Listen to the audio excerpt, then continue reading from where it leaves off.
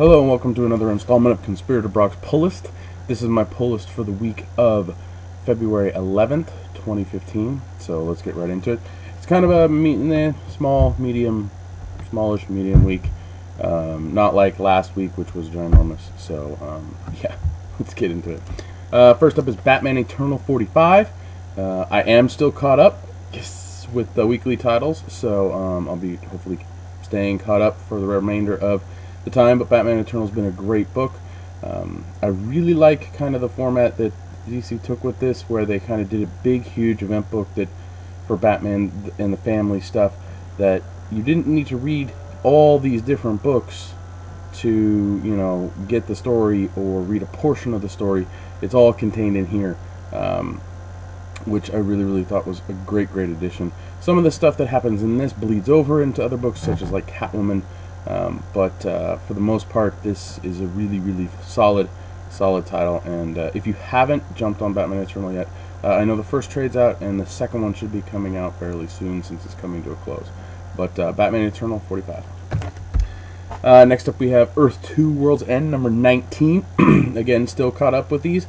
Enjoying World's End. Despite the fact that World's End is a little bit jumps around a little bit and is a little jarring at times to get your bearings from week to week. I still enjoy it. It's still good. Still good in conjunction with Earth 2 itself. So yeah, we'll see where that goes. Since it's going to come to an end soon. Next up is a book for my fiance, not myself, but I'll still read it. Edward Scissorhands number 4. I'm not the biggest fan of it. It's gotten a little bit better, but for the most part, I'm not. I love the movie Edward Scissorhands, so it's kind of cool to see this character in a different medium. There was 2 covers for this, which I had to pick up because she has to have them. So this is the other cover. The first one was the regular, and the second one is the sub variant. So Edward Scissorhands number 4. Next up is a book that is going to cost you money to get this week. Sorry. Because there's variant covers, and also because the character has variant covers this month. And if you don't know who I'm talking about, it's Harley Quinn. The Harley Quinn Valentine's Day special came out. There's 3 covers that we had. This is the first one, which is Batman tied up and Harley smooching on him.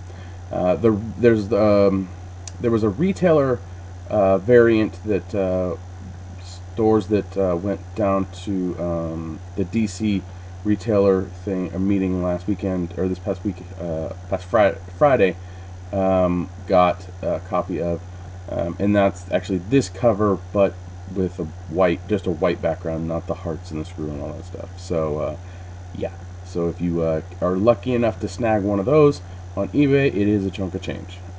I've actually seen it. Ryan picked one up while he was down there, but it's going to a subscriber who will most likely pay a good chunk of money for it. So so there's that cover. Then there's the Harley tied up and Batman going, no smooches. And then there is the wonderful blank variant cover, which you can take to a con and get one of your favorite artists, hopefully, to do a commission on it of Harley for you, or Joker, or some random character that you love and you want them to draw, but the only blank cover you have is Harley Quinn. Each one of those is going to cost you $5. So just be a little worried. That's $15 for the Harley Quinn right there. I must be psycho for getting them all. Next up, we have Justice League United number 9. Justice League United's been okay. It's not something that I really have to read, or I put at the bottom of my read list because it's really good. It's kind of a mid-range to okay title. Yeah, we'll see where it goes. Next up, we have the New 52 Futures End number 41. Still caught up? Yes. So yeah, you can imagine. I'm excited to read these. This one is like World's End, where it's a little bit jarring, trying to get into it, and at times can be a little bit choppy from going from story to story. But for the most part, I've been enjoying it, and it's a really, really good title. Next up, we have Raw Array, however you want to say it, number 7 from Valiant. It's a good title. The art's very, painty, but I've been enjoying it so far. It hasn't turned me off yet. So Raw number 7. Next up is Secret 6 number 2. Hopefully you don't get a headache looking at that cover. Gail Simone's Secret 6. The first issue was okay. It didn't make me like, oh, I need to read the next issue. It kind of was like, I'm going to have to read the next issue. So we'll see how Secret 6 progresses. I still need to get to reading my bound copies of this.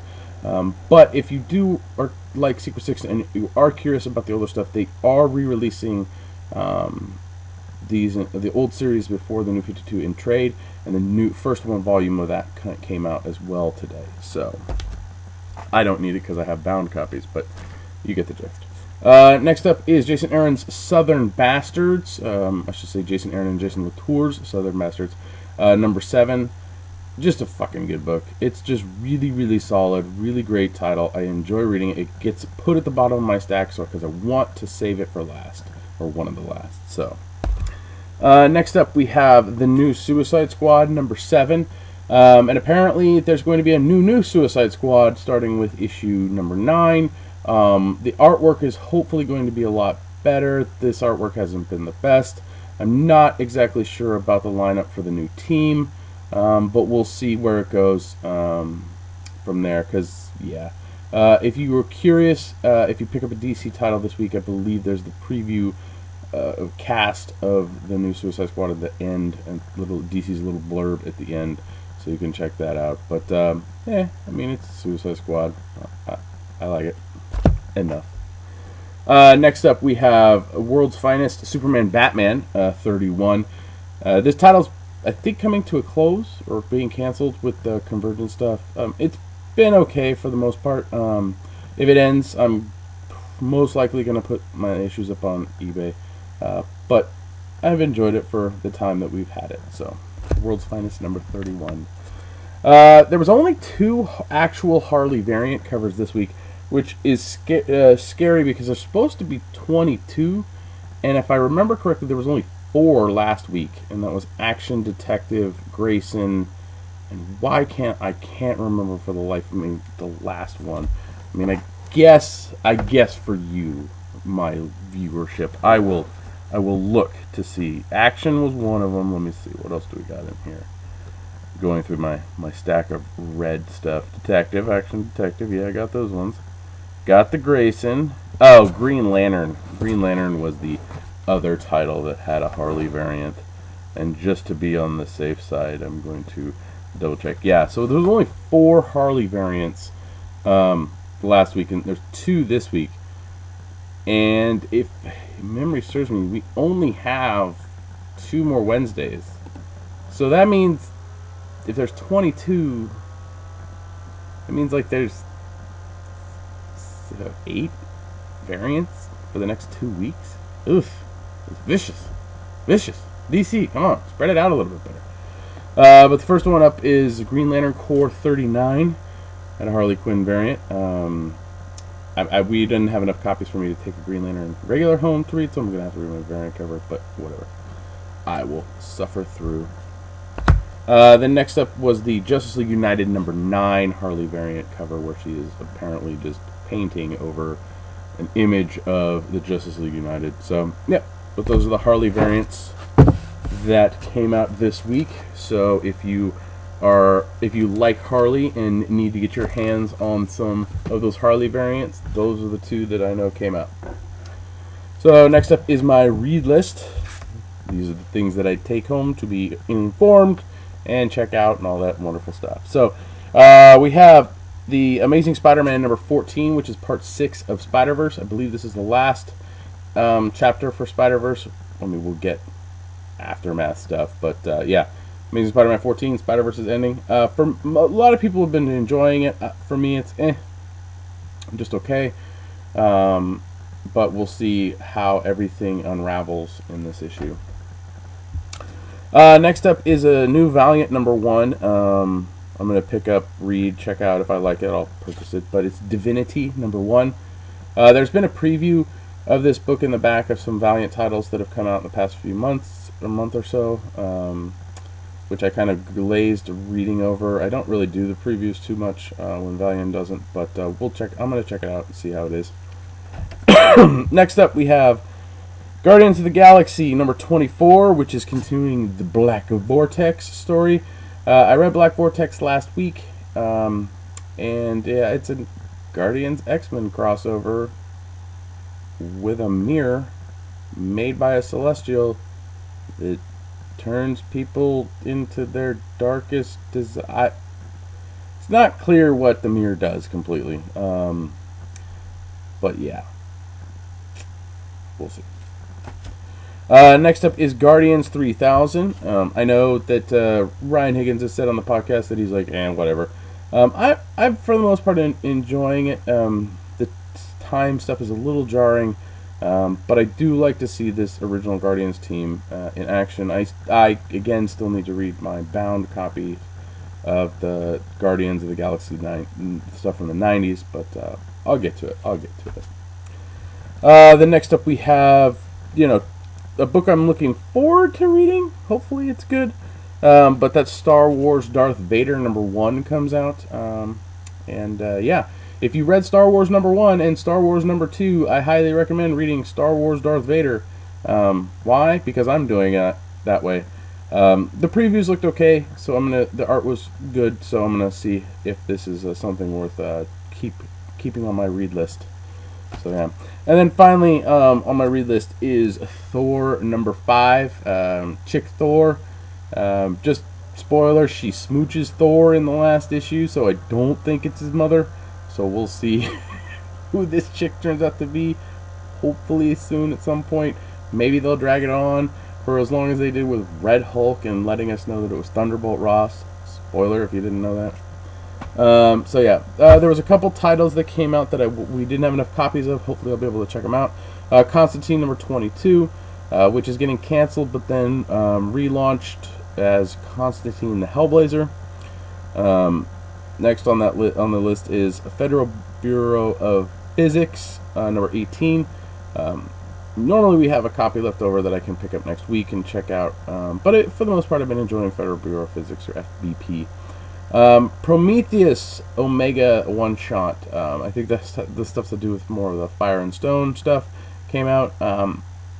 If it's still there, I'll check it out. But other than that, kind of waiting for trades on those. I read a couple first issues of that Fire and Stone stuff that was coming out, and enjoyed it. So I'm looking forward to reading them in nice big chunks. And then Image number 1 came out this past week. It's called The Empty number 1 by Jimmy Robinson. The art is a little awkward to me, but if there's still a copy later on this week or next week, I'll check it out and read it. But there was an Image number 1 this week, so yeah. Of note, graphic novel-wise, stuff that came out this week, DC has released a deluxe edition of New Frontier, which a lot of people really, really enjoy. I have not read New Frontier yet. It's on my back burner list of stuff to read when I finally get around to getting some new trades. And also, like I mentioned earlier, the Secret Six Volume 1 Gail Simone stuff that was pre-New 52, that trade came out. And those are the ones that I remember.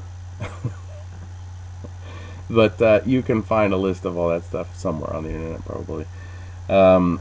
I'm thinking of trying to start doing review videos, like quick little 2-3 minute review videos of graphic novels that I read. I do a reading list for the year on on conspiratorbrock.com, which is a page at the top. If you click Reading List 2015, you can go check out what I've read so far for the year. In the past few days, probably since about Friday, I've read a number of graphic novels, and wanted to mention some of those real quick here. But yeah, when I finally get caught up with my reading, I actually have time to go and, holy crap, actually read graphic novels, or get back to reading some graphic novels that I've either haven't read or stuff that I'm revisiting. So yeah, I mean, just to give you an example, in January I read Hitman, which was Ryan's comic book pick of the month for the Comic Conspiracy. But so far in February, since the 2nd of February, I read All Star Western Volume 5, Man at a Time, which is an awesome book in and of itself. All you have to know is that Booster Gold pulls Jonah Hex out of the West and into DC present and dumps him in Gotham. And it's just a really, really cool stuff that happens to him in his kind of, time traveling trek. But yeah, it's definitely something that's a really fun read, and you should check it out. Also on that list that I read this month, Suicide Squad Volume 5, which is the last Suicide Squad for the first inclination in the New 52. It's called Walled In. For the most part, I like the Suicide Squad series that came out. It was started with the New 52. It did suffer a lot from team up and crossover and all that stuff, and it's definitely a little jarring, especially the last trade where you kind of get the Amanda Waller one shot, and then you kind of snowball into what's going on at the tail end story. So it's kind of like, I don't know if that's exactly the way I would map it out, but that's what they did.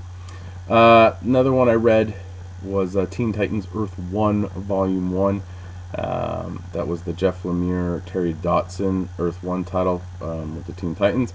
Interesting take on the beginning of the Teen Titans. I enjoyed it. I don't know if it's up everyone's alley. It does very, very much feel like a TV show, so possibly this could be something that they pull from, but I doubt it, since it's Earth 1, and Earth 1 kind of sticks to its own thing. Another graphic novel that I actually got to get through since I've been caught up was Animal Man Volume 5. If you notice the theme, it's Volume 5s.